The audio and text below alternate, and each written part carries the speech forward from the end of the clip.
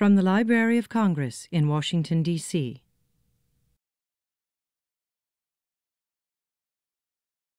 Kazu Kibuishi was born in Japan in 1979 and came to the United States as a young child. He trained as an animator, but as comics evolved in recent years, he has distinguished himself in new formats. He began his webcomic Copper in 2002, and the short stories follow the dreamlike adventures of Fred and his dog Copper. These stories were collected in a book in 2010, presumably for sale in the book sale tent. He then began the Flight Anthology series in 2004 to showcase the work of young cartoonists, including animators. It was originally published by Image Comics, but with number 3, moved to mainstream publishers to get into bookstores. He recently ended this series with book number 8, and I presume you could ask him why when it's question time.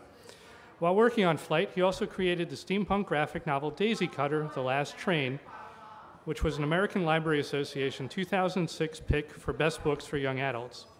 In 2008, he began Amulet, a child-friendly steampunk series published by Scholastic. His latest book is Amulet number 4, The Last Council, which debuted this month on the New York Times bestsellers list. And this is number 3 here. So without further ado, here's Kazu.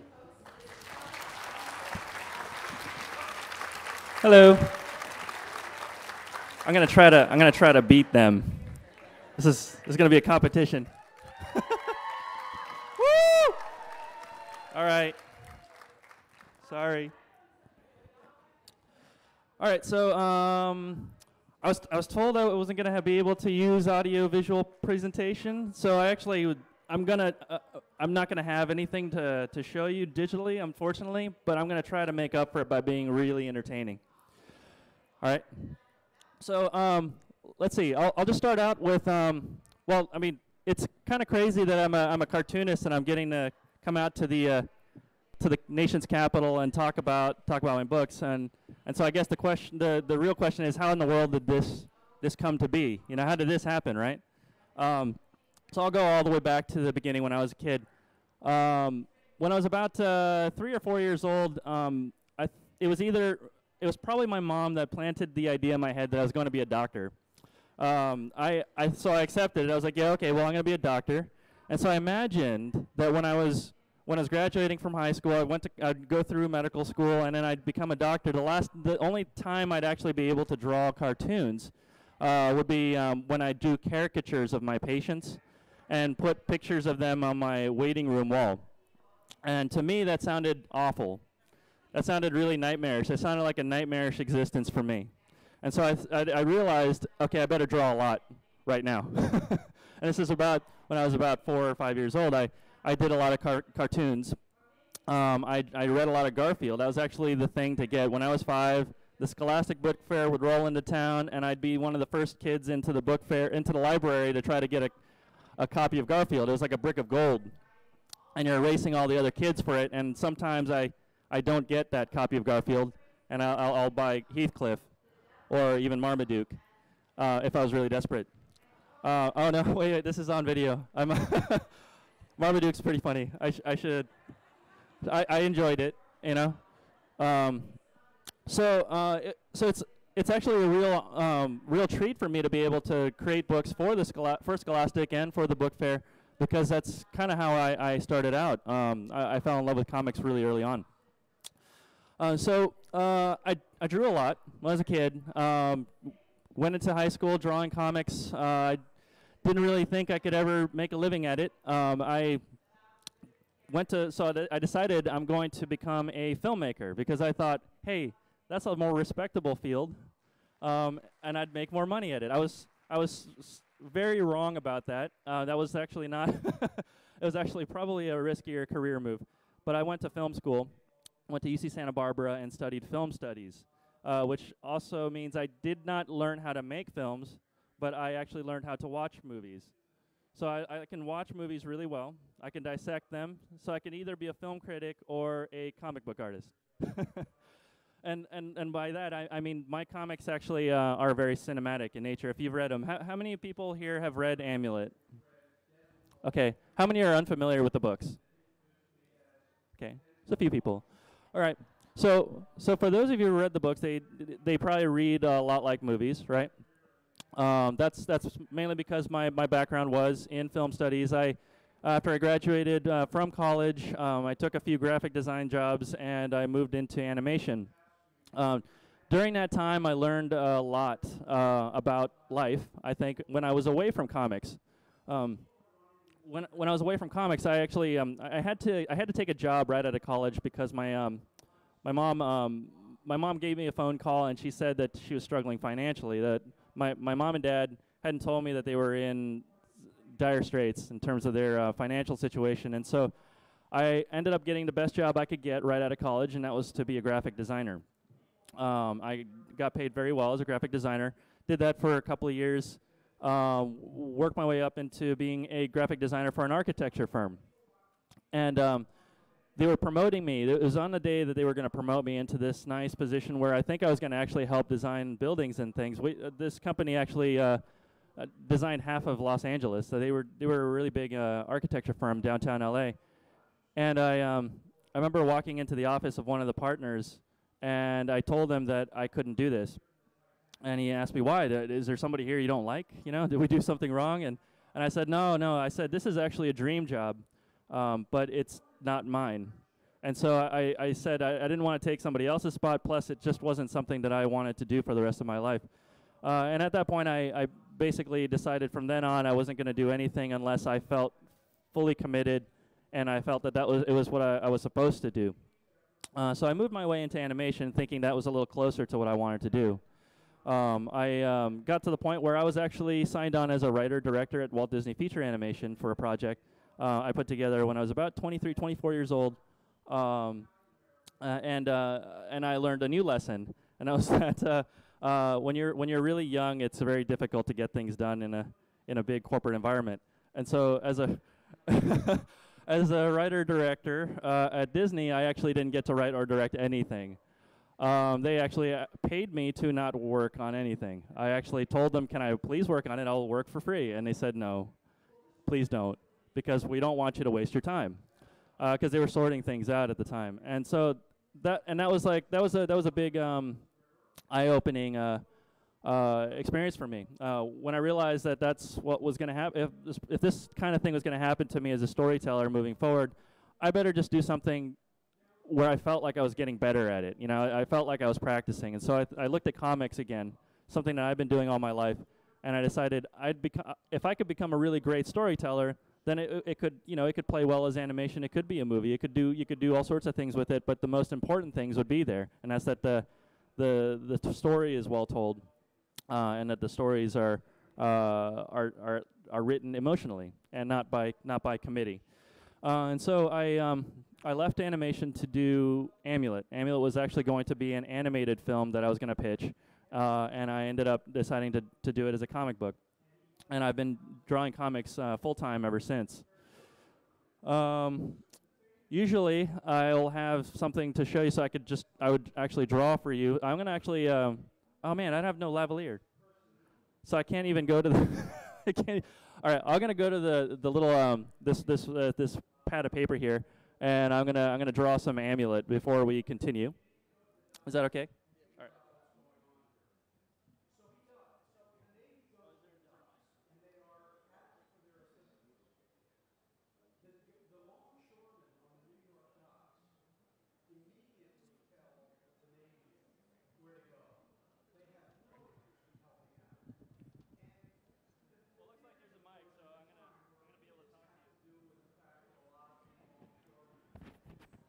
Hello? Hello? Okay. All right, so since some of you haven't seen what Amulet looks like, I'll just draw some of the characters and make kind of a poster, like an Amulet poster here.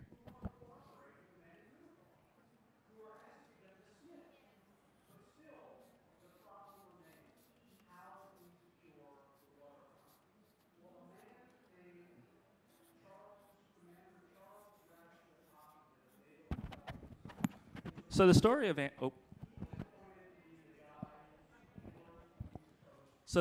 Amulet, it's a story about these two kids who lose their father in a car accident towards the beginning of the story. and their mother can't afford to keep them in the city. She can't live there anymore. So she moves them out to a home that they've inherited from their missing great-grandfather. I'm going to draw the main character, Emily, here.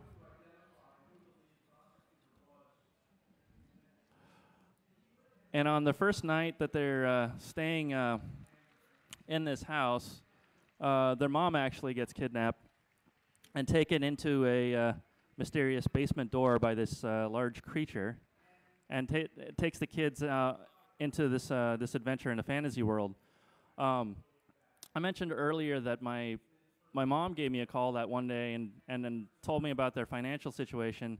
That actually led into several years of having to learn to become my parents' parents. And so I realized that after that experience that I had something to talk about with this story. I actually wanted to talk about how these kids are going to have to go through these, going to be put in these extreme situations where they're basically having to step into the parental role faster than they anticipated.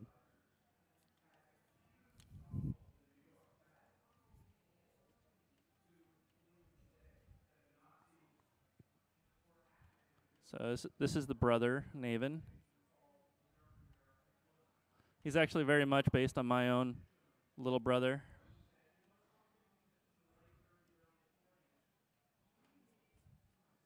And if you've read the books, you know that he's actually very good at video games. My brother was an amazing video game player throughout his life. He's actually a very good StarCraft player in particular. I used to think that he was wasting his life and with all that, and I was like, you gotta go get a real job, you know. And I was a little worried that he was playing too many games. And at one point, he decided to stop playing his games, and he said to me, you know what, I'm going to apply my StarCraft skills to my work. And so he did that, and now he's a managing engineer at Boeing.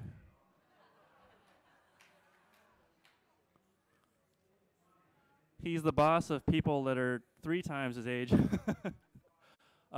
yeah, he's my little brother, and he does really well. He's an very intelligent kid, and when I saw that, you know, maybe there's something to the video games where you can actually apply those skills in real life. And so Naven does that throughout the series. You'll notice that he actually uses his video game skills to save the world.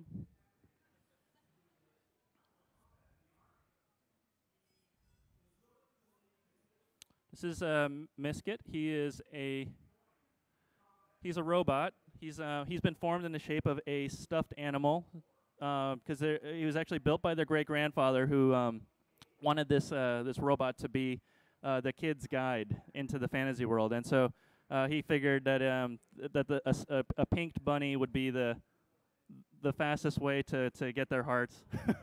Unfortunately for him, he's just a regular guy. He just looks like a pink bunny.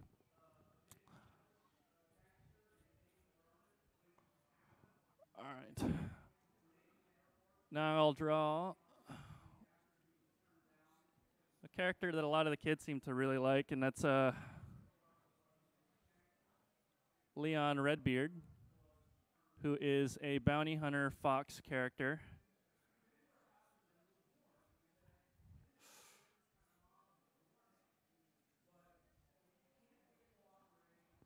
And he helps Emily learn to take ownership of her responsibilities instead of feeling like they've been hoisted upon her shoulders. And for me as a writer, that was something that I want to talk about, because in some ways at first I thought, oh, all these bad things are just happening to me and they're on my shoulders. And then eventually I decided, well, I could either just try to drown in it or just take ownership of it and then just take responsibility and overcome them. And that's what my brother and I decided to do. And I feel like these problems that have actually befallen my family have been great for us, you know, and we've actually become, I think, better adults because of the trials and tribulations.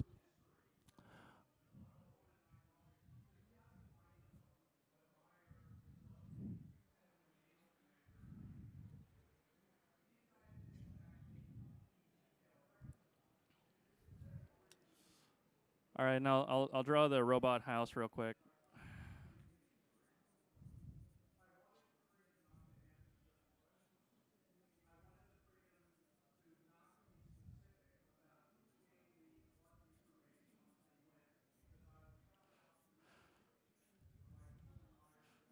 So, despite the fact that I think Mike said that I was trained as an animator. I actually was not. I did work in animation, but I went to film school.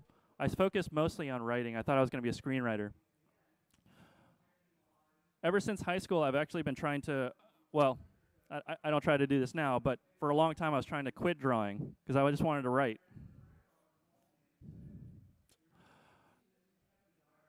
And it wasn't until I think sophomore year in high school, my English teacher, Mrs. Blake, she gave us an assignment to write like John Steinbeck,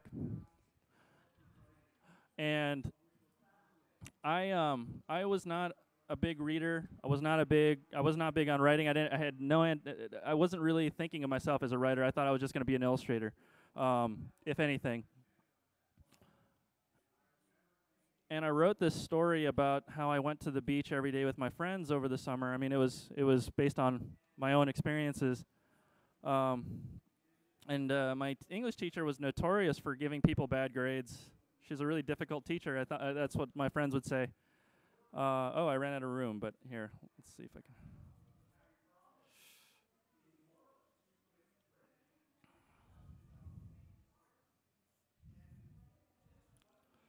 So that's the giant robot house.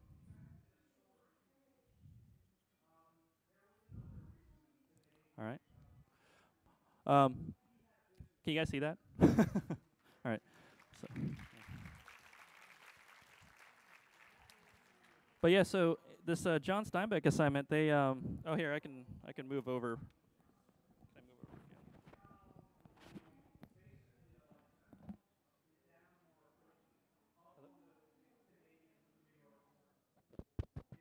Hello? Okay. I turned in that assignment. I wrote about a page and a half, and she gave me 150 points out of 100 points. I was a little shocked. I had no idea what to make of it. And she did that for several essays that I had turned in after that. And she actually held me after class one day and told me, she actually asked me to stay after class. I thought I was in trouble, because usually that's what that meant. I wasn't the best kid in high school. I hung out with a lot of the punks, and we would draw comics, of course. And she told me that I could probably do this for a living. She said, "You should stick with this. You're actually a really good writer." And it was a mind-blowing experience for me, because I didn't really think of myself that way. And so at that very moment, I actually decided I was going to quit drawing for a while, and I was just going to focus on writing. And I wrote a lot. And so in high school, I wrote a screenplay, I wrote a novella, I wrote a whole bunch of short stories, lots of poetry. Yeah, my mom was the only person in the family with a computer, and I would just be up late at night while she's sleeping in her bed, and I would just sneak in and use her computer to type out my short stories. And when I was in college, papers were where it was at. I wanted to write the best paper of all things. I wanted to write a great research paper, especially great critical analysis papers, and that really taught me a lot about how to formulate a story. And so I think I use a lot of that knowledge that I learned in school. Now I use that more than the drawings. I just happen to draw as well. So my training is actually in writing. But anyway, usually at this point I would actually do a nice digital painting for you, but since I can't do that, I'm just going to go ahead and open it up to questions, and we'll just talk. That way, I'd love to hear what everyone here has got to say. If you guys have any questions, I can probably move into interesting areas of discussion. So go ahead. There's a couple of mics. Just go ahead and come up to the mics if you have a question. Okay, you talked a little bit about some of your characters, but who's Emily based on, or who are the other characters based on? Can you hear me? Can you hear me? Oh, who's Emily based on? The character Emily? Who's Emily based on? Oh, who is Emily based on? Emily's, well, I'll say this. All the characters are in some way a little piece of me, but my little sister, Emmy, is probably the person that I based the character on. My sister Emmy was actually in the house while my family was going through a lot of the financial problems, and so she was having to deal with it a lot more than I was. I actually felt like I was writing the book for someone her age, going through those types of situations. So naturally, I made the character a lot like her, and so that's why the name too, Emily. Which of your characters do you base mostly on yourself? I don't know. See, the thing is, my wife thinks I'm like Misket, the rabbit. I like to think of myself as Leon, but I'm probably more like Maury, the sweating robot. So, yeah, I don't know. I think they're all kind of little bits of me. And no matter how much I try to base somebody on any of the characters on somebody else, eventually they just morph into parts of my brain. If you could just say any word about your books, what would you describe them as? What would I describe? Say again? Can you ask it again? If you could describe, if you could say one word about your books, what would it be? One word? Mm-hmm. One word. Oh man.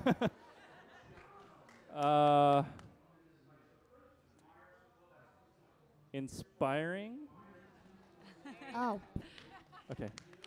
Hi. I know you're here mostly to talk about Amulet, but I was wondering if you could talk a little about your experience working on Flight. On Flight. Yeah. Okay. And, yeah. and thanks for becoming this, because you are really great. So Sorry. Wait. Thank you for becoming a graphic artist, because you are really great. Oh, so yeah. Thank you. Yeah. Oh, thanks. Okay. Well, she mentioned Flight. Flight was an anthology project that a lot of friends and I put together. That came about because there were a lot of people like me and working in animation or putting together portfolio sites where they had a lot of artwork and they had stories to tell. I could tell that they had stories to tell. And they were very talented, but they just weren't given the platform. And so I put together that book as a place for us in our free time to just do something. It was actually influenced and very inspired by the short stories that Hayao Miyazaki did in Model Graphics magazine. If you've watched Porco Rosso by director Hayao Miyazaki, one of my biggest heroes, he actually did that as a 15-page comic first. And me being somebody who was writing screenplays and doing feature film properties in Hollywood, I realized, wow, the whole story is right there in 15 pages. You can do a lot in a comic strip.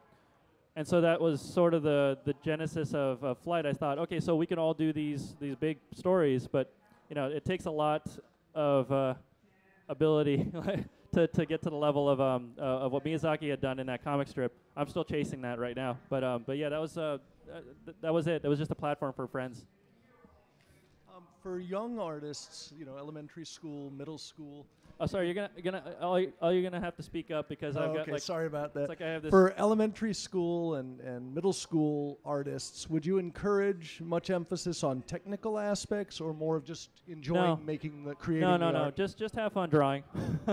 I didn't go to art school, mainly because I drew so much already that it was almost more of a problem than it was something that I wanted to cultivate. Because I'd like to draw so much, and most of the artists I know were kind of like that. They just are addicted to it. They just have this thing where they really just have to draw. The problem is more about how to find a way to function in society while drawing. How do you find a practical application for it? And in my case, my job is to teach kids to read with my drawings. And so it's really important. My background as a writer, my background having written a lot of technical papers, all that stuff has been much more important to me than my drawing ability. So for younger artists, I would just say just get a well-rounded education. I wouldn't worry about it so much, but make sure if you want to draw for a living to make sure to continue doing that, because as long as you get the practice in, you'll become a professional once you have enough hours behind you. All right. Oh. When are you going to make the 5th book? The 5th book? I'm working on it right now. It's actually in my bag right here.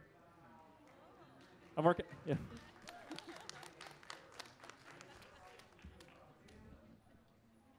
See, what's one of the cool things about being a comic artist is I can take my work anywhere I go. And so here's what the 5th book looks like right now. And I draw the pages really small. There's like 4 pages onto a sheet of paper. And so this would present you with some massive spoilers if you haven't read 4. So I won't show this to you yet. And it might not even be in the book because I rewrite a lot. But yeah, I filled these books up and make fake books. I just sort of create one master copy, and that's actually how I get the books together. It's easier for my brain to comprehend the process is sort of like a sketching process. Like I'm sketching the book into life, and I'm drawing it more into focus over time. And so I have like the whole story in here, and then now I'm just kind of filling in all the scenes.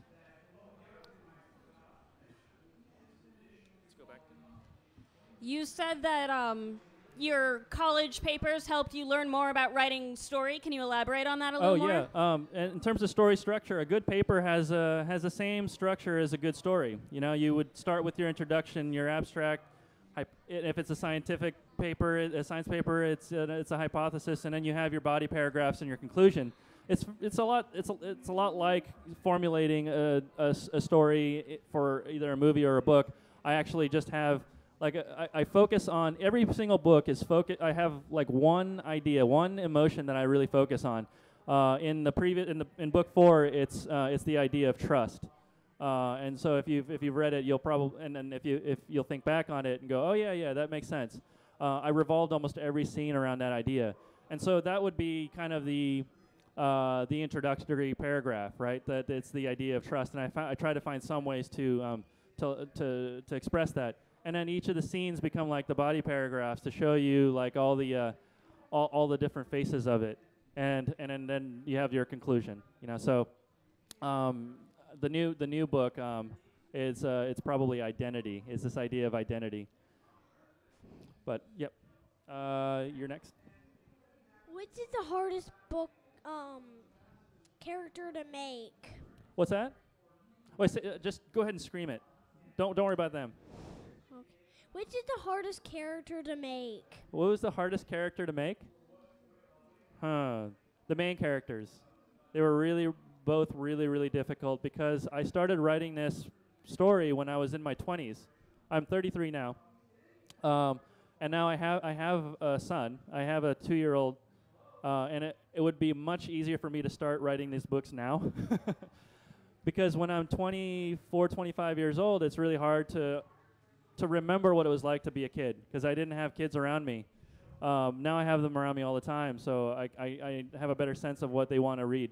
So it was really nerve-wracking, I think, to create protagonists that have not lived through life yet, and they don't have regrets. They haven't made a lot of bad or good decisions yet. They're still just starting out. I could imagine that J.K. Rowling had a very hard time writing Harry in the first few books because it's like an unformed person, you know, and so that was really difficult for me. I have a really easy time writing characters who have problems, and they're so much fun. They're usually funny. And then go back and then this way. Hi. I'm a fellow film school graduate. Okay. And I was wondering if the process of storyboarding is similar to making a graphic novel and how it's different. Like, how would I compare making films with making graphic novels? Yes. Yeah. Well, as a filmmaker, when I actually used to shoot live-action films before working in animation, I tried to keep the scripts super simple because most of my brain had to be focused on management. It's not really. I think being a filmmaker is more about being a good manager than about being a good storyteller. You have to have a good sense of story, but you don't necessarily have to be a great storyteller. You have to be able to put it all together, and that's almost more important. I like story. I like being a writer, and so that's one of the reasons why I moved into graphic novels, because I get to make a movie every year without having to worry about production. I mean, production is a lot easier. There's a lot of production in graphic novels, and my graphic novels especially. But it's a lot of work, but it's nothing compared to a live action film. And I have control over the schedule, and so I think that's the main difference, is that when you're a filmmaker, you end up having to you almost have to borrow stories from other people, which is why I think Hollywood looks to books all the time to get inspiration for, or the basis for their movies. Because they don't have time to think about story. So it's less of a writing medium. It's more it's a production medium. Yeah. Thank you very much. Okay.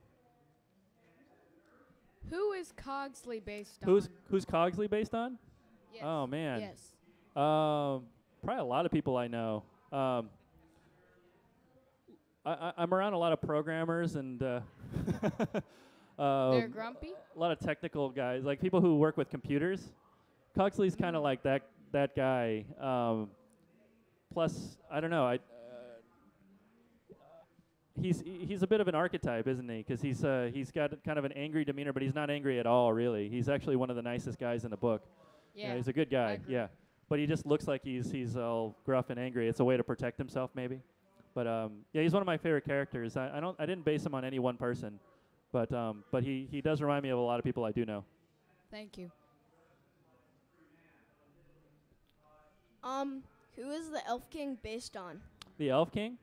The Elf King is actually not based on any one person. He's actually just the he's more of like a cloud that kind of that covers the land of Aledia. You know, he's not. I try not to think of him as a person. He's more of an idea. I feel like he's like the idea of fear and uncertainty. He's like the catalyst of all the bad things that happen amongst people. Now, one thing you'll notice for me as a writer, I'll start writing a villain, but it's hard for me to think of them as bad people. I actually write my villains as people with problems, because I kind of see that in real life. I feel like the problems and most problems in society actually are derived from people's misunderstanding of each other. And so I try to write about that in my books, and so my villains always look like villains until you get to know them, right? If you read them, like you read Trellis's character, he's not much of a villain. Even Gabalin in book 3, he looks so villainous, but you kind of start understanding his side of the story too, and you'll learn a lot about a new villain in Amulet 5. You'll learn a lot about his backstory, and you may think he's not a villain either. But the one person that kind of remains a villain is the Elf King, because he's the idea of all these things, you know. And so we don't even see his face. So that's how I sort of looked at it. He's not one person. He's more of an idea. Who is Luger based on, and how does he change so much between 2 and 3? Yeah, Luger. Oh, well, he changed a lot because he no longer has the amulet, and he's one of the.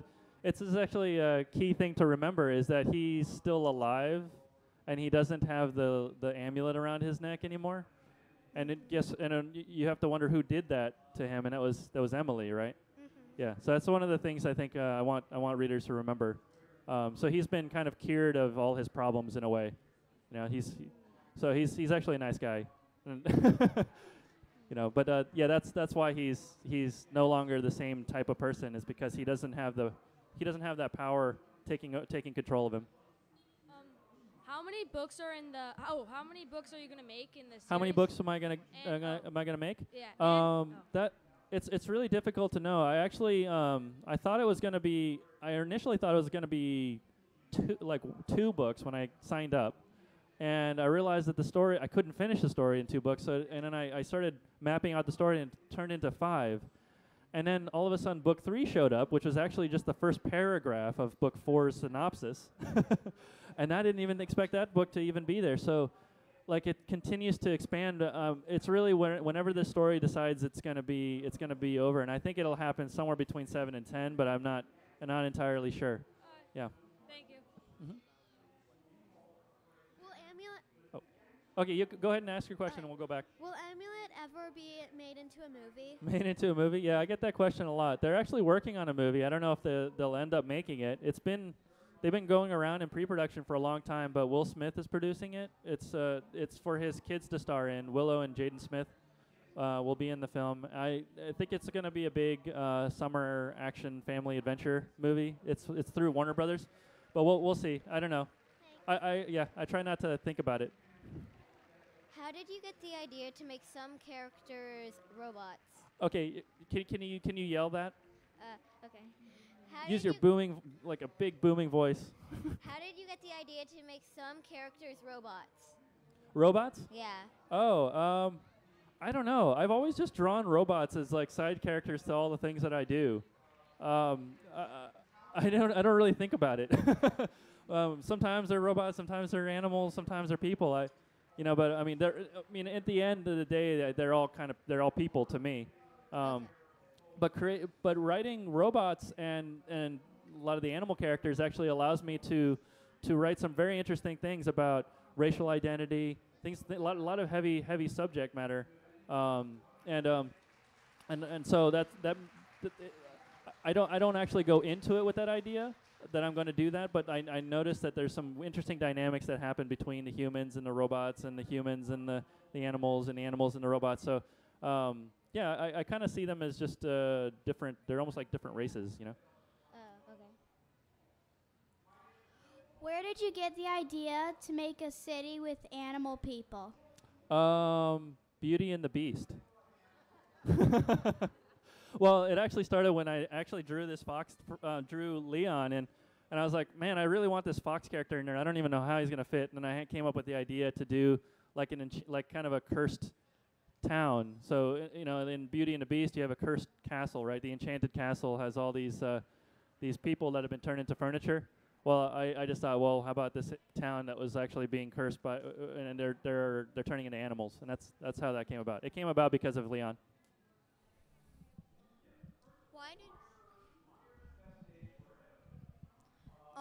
Why did you make Max steal the Mother Stone? What's that? Why did you make Max steal the Mother Stone? Oh, I'm not going to answer that until people have read the fourth book. That's a. You'll find out. You'll find out in book 5. That's what else. Okay.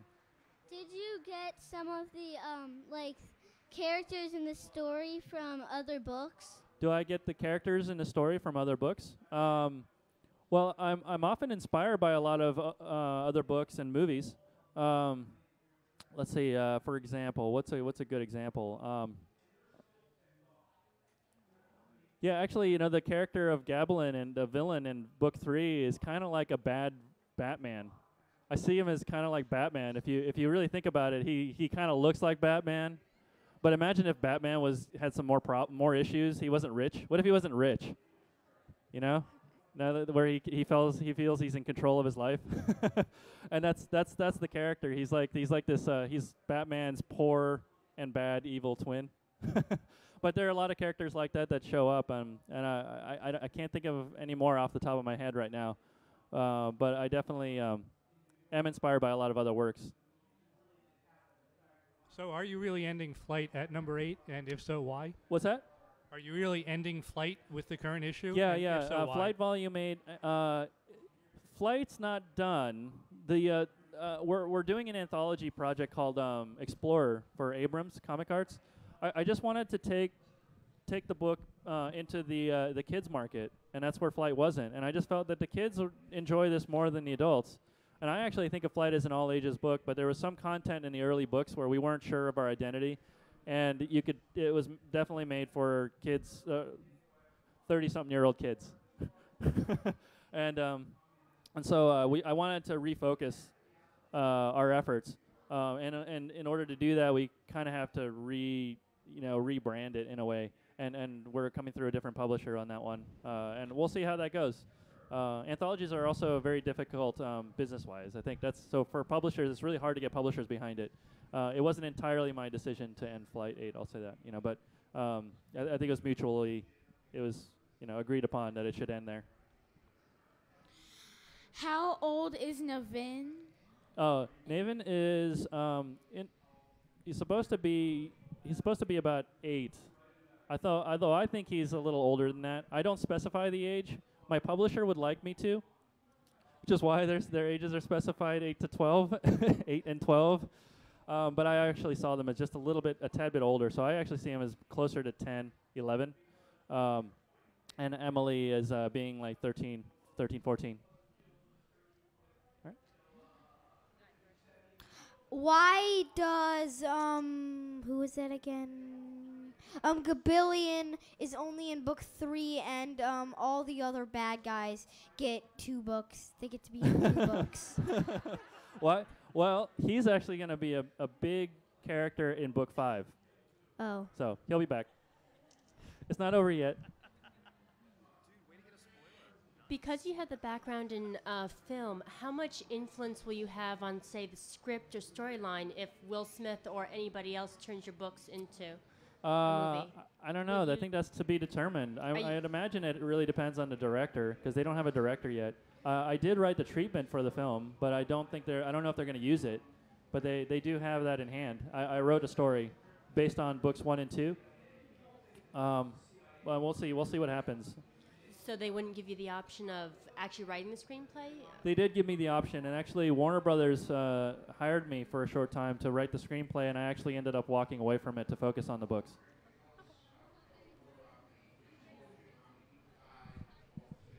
I used to be a public school teacher, and I taught a comics class where we used Flight as one of the books that the kids read and critiqued.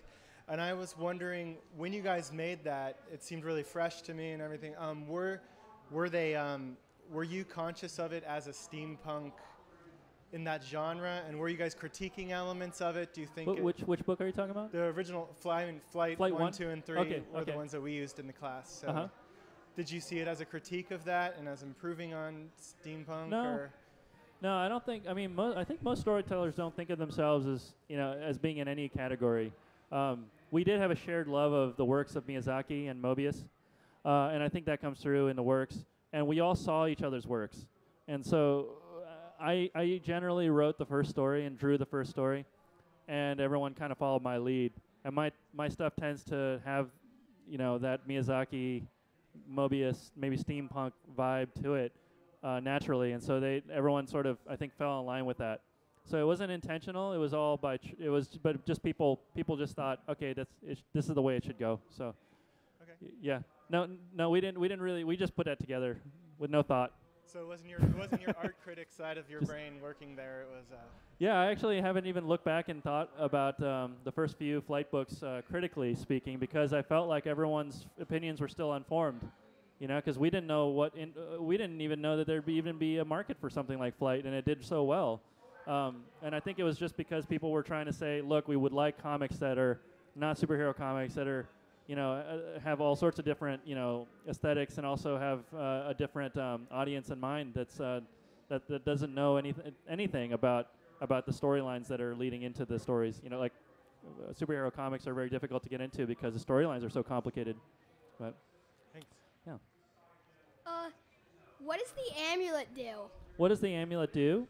It actually, it's kind of like a weapon. It's like this weapon that the stone keepers can use. Or a tool. In a lot of ways, if you read Amulet 4, you'll see that a lot of the old stone keepers use the amulets to basically build the cities, and this is why they are essentially. I mean, this is actually not written in the books yet, but the idea is that we've actually kind of gone over into this other world and started pioneering over there. Like some group of humans found the amulets, and it allowed them to create a society faster than if they otherwise didn't have that kind of power. So it's basically like having this magic power to be able to do something really, really powerful, like move mountains, and move buildings and things like that. And then some people have used it as weaponry. So that's what they are. They're basically very powerful tools. All-purpose tools. Were your characters original, or did you take them from something? What's that? The characters? Were they original, or did you take them from something? Yeah, no, they're original characters. They all just kind of, they've been characters I've been drawing them for quite a long time, more than 10 years. I tried drawing this book a long time ago, and I just wasn't ready. I haven't lived enough life, I think, to talk about, to write a story that I felt anybody would want to read. I just had drawings I wanted to do, and so I stopped doing it for a while. But yeah, they're all original characters. All right, and so looks like we're done. Looks like we're out of time. Oh, one more. Okay, well, does anybody have one more question? They said I have time for one more. So go ahead and go up to the mic, because I'm absolutely not going to be able to hear you if you try to ask it from there. What does the amulet represent? Because usually it tries to take over the vessel or the wielder of the amulet. Is it some kind of life force or something? Yeah. Well, no. You'll find out. You'll find out about that in the next several books. But I don't necessarily think it represents anything so much as it is just a force of nature in a way. The ideas that I want people to focus on are the choices that people make around these forces of nature. So what the characters do are far more important than the objects and all the things that move around in this universe. Those are only tools. They're tools for the characters, they're tools for me. But the way that the humans or the robots or the animals interact with these things, I think that's where that's where the meaning is derived, and it's through their choices. All right. Well, I guess that's it. All right. Thank you. This has been a presentation of the Library of Congress. Visit us at loc.gov.